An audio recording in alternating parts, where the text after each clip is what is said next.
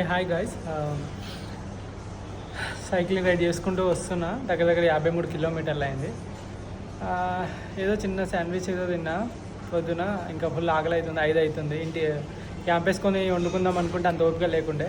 సరే అని చెప్పేసి ఒక ఇండియన్ గ్రిల్స్ అనే ఒక రెస్టారెంట్కి వచ్చేసినాం.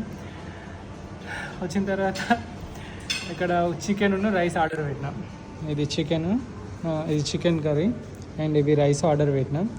సో గెస్ మీరు దీనికి ఎంత అయి ఉంటుంది అని చెప్పేసి నేను అనుకుంటున్నారు.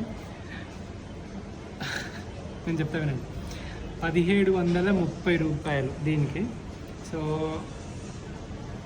ఇక్కడ మనకు 1730 రూపాయలకి ఒక పూటకి ఇంత రైస్ వస్తుంది. మనం అనుకోవచ్చు ఇండియాలో ఒక రైస్ బ్యాగ్ వస్తుంది 25 కిలోలది. బట్ ఇక్కడ ఇంపోర్ట్ చేయడము, ఆ రైస్ ఇదంతా ఇంపోర్ట్ చేస్తారు. అండ్ ఒక గంటకి ఇక్కడ పనిచేస్తే లీగల్ పే 1200 రూపాయల నుండి 1100, 1000 రూపాయలు అట్లా ఇస్తారు.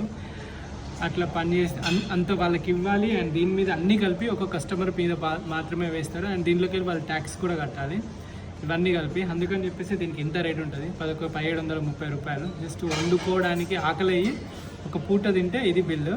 సో ఒక రోజుకి పొద్దున చిన్న శాండ్విచ్ తింటే ఒక 430 అయిపోయింది. ఇప్పుడు ఇంత. ఒకవేళ నైట్ మళ్ళీ తింటే మాత్రం అవుతుంది, కానీ నేను నైట్ తినను. ఇంకా ఇదే లంచ్ కమ్ డిన్నర్ లాగానే చేసేసుకుంటున్నా. సో ఇలా ఉంటుంది ఇక్కడ.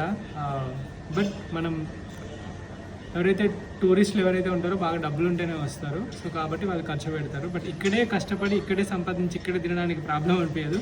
మనలాగా వేరే దేశం నుండి వచ్చి ఇక్కడ తినాలి అనుకున్నప్పుడు మనం ప్రతి రూపాయిని యూరో కిందికి, ప్రతి యూరోని రూపాయి కిందికి కన్వర్ట్ చేసుకొని చూస్తాము. బట్ అన్ని లైఫ్లో